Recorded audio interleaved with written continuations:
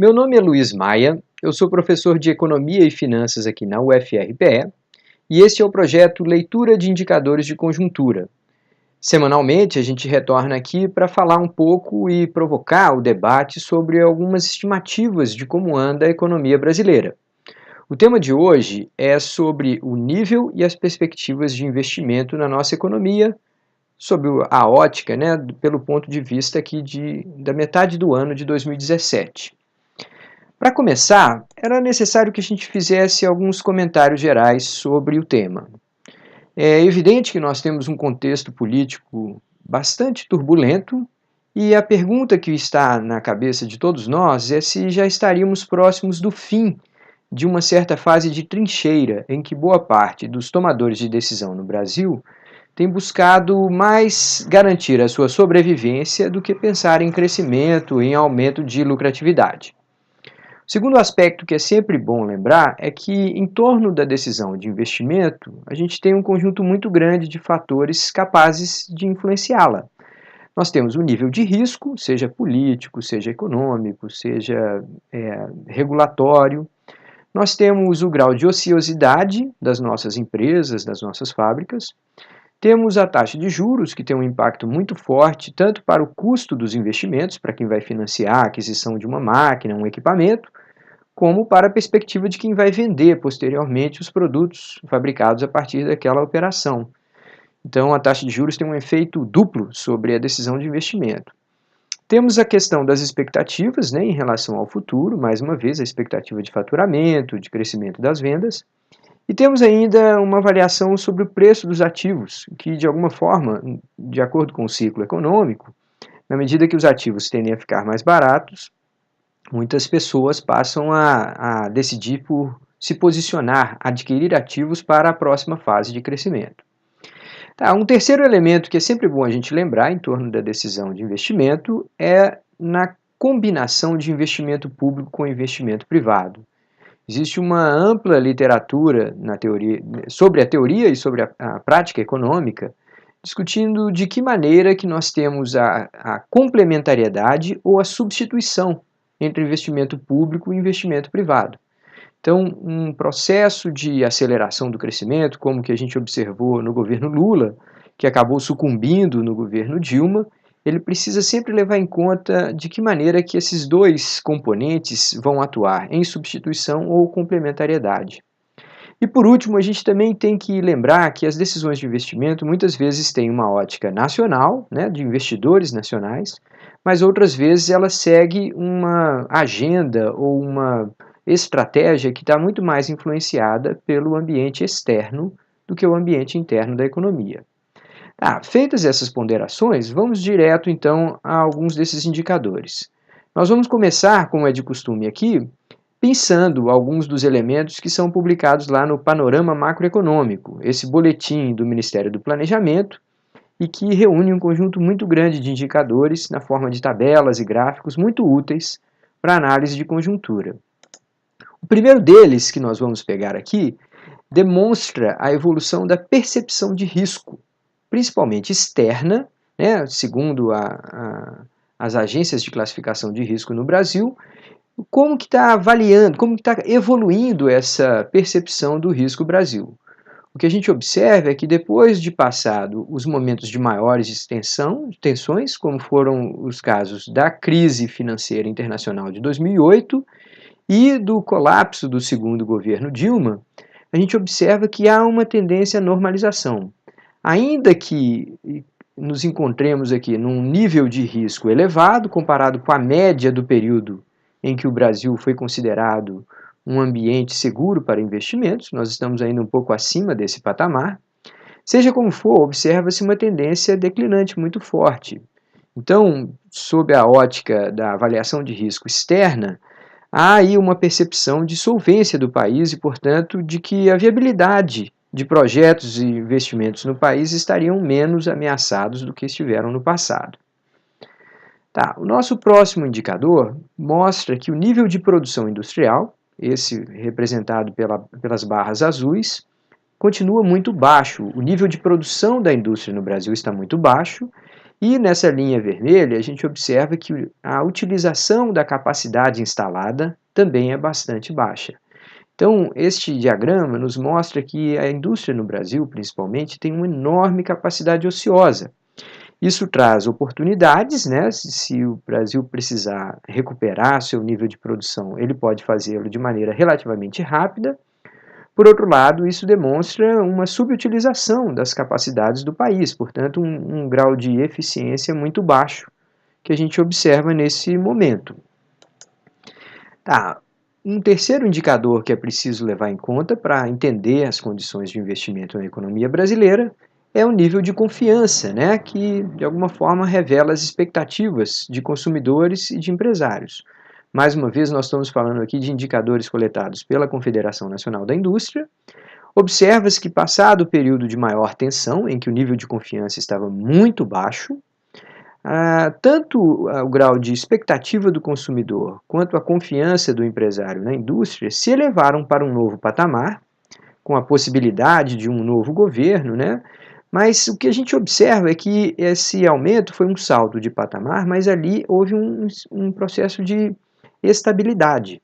Então, eu acredito que esses números permitem uma interpretação de que, passado um certo otimismo com a mudança de governo, impõe-se uma dura realidade do que seria um governo PMDB, né, com todas as implicações que isso tem. Então, nós temos aí uma melhoria do nível de confiança, no entanto, passado aquele momento mais eufórico, a gente observa que, até no que diz respeito à expectativa do consumidor, elas estão até se deteriorando ao final desse primeiro semestre de 2017, o que lança uma certa dúvida sobre uma recuperação mais robusta dos investimentos e da economia como um todo. O terceiro quadro aqui, ou terceiro diagrama que a gente gostaria de olhar, diz respeito à evolução da taxa de juros real. A ênfase que eu gostaria de dar na leitura desses indicadores é em relação a essa linha azul. Ela representa as taxas de juros reais ex ante. O que isso quer dizer? É a expectativa da taxa de juros que será efetiva, desconsiderado o processo de inflação a ser observado nos próximos 12 meses. Então, esse número aqui, ao final de maio, em torno de 4%, está dizendo que o custo dos juros, pelo menos da taxa de juros básica, o custo que os juros tendem a representar, estaria aí na casa de 4,5%, 4%, descontada a inflação. Então, a gente tem aqui uma medida do nível de juros da economia que vai se aproximando ali do patamar que vigorou no início de 2012, pouco antes da aventura realizada no governo Dilma de tentar reduzir a taxa de juros real, segurando a inflação na forma de artificialismos. A gente sabe que isso teve consequências muito ruins e acabou criando a necessidade de um processo muito longo e muito acentuado de elevação de juros. Seja como for, esse processo parece estar sendo feito com uma maior prudência e, portanto, pode ser um pouco mais sustentável nessa nova etapa.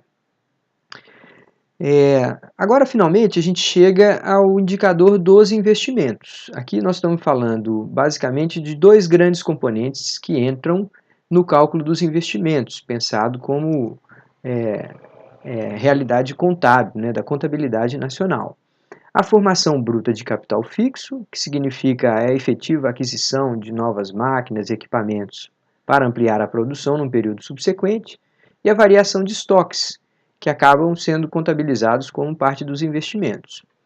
A linha que eu gostaria de concentrar primeiro é essa linha roxa que mostra que, depois de um longo processo de elevação do nível de investimentos e até uma certa estabilidade em nível elevado dos investimentos, em 2014, a partir do segundo ou primeiro trimestre de 2014, a gente já vê um longo processo de queda no nível de investimentos. Então, essa linha roxa aqui, que mostra a tendência à compra e à aquisição, à implementação de novas capacidades produtivas, ela tem uma tendência muito forte e continua declinante, até aqui ao final da nossa série, que seria o final do primeiro trimestre. No entanto, é interessante notar que essa barra vermelha que vai aqui por trás, né, que está associada a essa escala aqui da esquerda, mostra que as variações de estoque tendem a antecipar um pouquinho os movimentos do ciclo de investimentos. E sendo assim, é interessante notar que já a partir da metade de 2016, essa variação de estoques começa a ser menos negativa, né? A queda dos estoques começa a ser menos negativa. Se a gente interpretar que a flutuação no nível dos estoques tende a antecipar as decisões mais imediatas de investimento, então a gente já teria aqui elementos para perceber um nível de investimento relativamente maior, uma possibilidade de que a curva já tenha sido feita, e isso de alguma forma está expressa na curva final, né, que é a curva total dos investimentos, essa linha azul pontilhada. Nesse caso, a gente, depois de ter atingido o nível mais baixo aqui, de 15% do PIB no nível de investimentos, já há sinais de uma pequena recuperação nos níveis de investimento. Então, embora a gente não tenha aí consolidado uma recuperação, é muito possível que esse patamar continue baixo aqui por mais alguns meses. Já há sinais, em todo caso, de que o pior teria passado. E esse tipo de observação também nos remete a entender não apenas a formação bruta de capital fixo, que é essa compra de máquinas e equipamentos, mas os indicadores de intenção de investimentos. Nesse caso aqui, um indicador que é calculado através da Fundação Getúlio Vargas, né? Observem, por favor, que a partir aqui da metade do ano de 2016, há um descasamento no comportamento da efetiva aquisição de novas máquinas e equipamentos com a intenção de investimentos. Então, ali, há cerca de um ano atrás, a gente observa que as intenções declaradas de investimento vão ficando cada vez maiores e, de alguma forma, esse processo de queda do nível de investimento se estancou. Mas é bem provável que eles sigam, em alguma medida, essa retomada já observada na intenção de investimentos, pelo menos na forma de declarações feitas por boa parte dos tomadores de decisão. Para fugir um pouquinho da mesmice aqui e sair um pouco lá do panorama macroeconômico produzido consolidado pelo Ministério do Planejamento, a gente toma aqui em particular um indicador que foi recentemente publicado, recentemente eu digo há 1 ou 2 dias atrás, pela Confederação Nacional das Indústrias, e que detalha um pouco mais aquele índice de confiança do empresário industrial, do qual a gente falava agora há pouco. Observem aqui, por favor, que essa tabela mostra que o grau de confiança na indústria ainda é muito baixo. Esse indicador, valores acima de 50, indicam otimismo ou uma confiança maior, e indicadores abaixo de 50 indicam falta de confiança, em alguma medida, o pessimismo do empresário da indústria. O que se observa nessa abertura é que, ao observar por segmento industrial, a indústria extrativa registra uma confiança maior, enquanto a indústria da construção ainda tem um nível de desconfiança, uma falta de confiança no futuro, o que pode impactar a retomada dos investimentos nesse setor.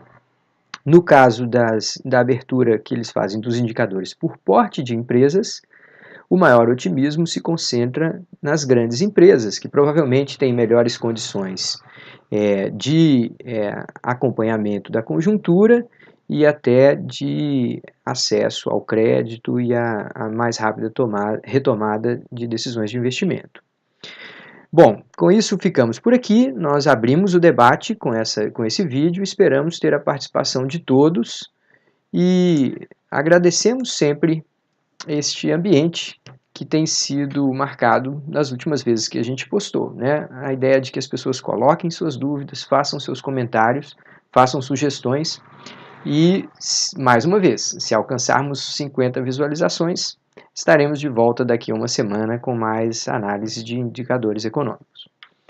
Meu nome é Luiz Maia, professor de Economia e Finanças do Departamento de Economia da UFRPE e agradeço a todos pela atenção.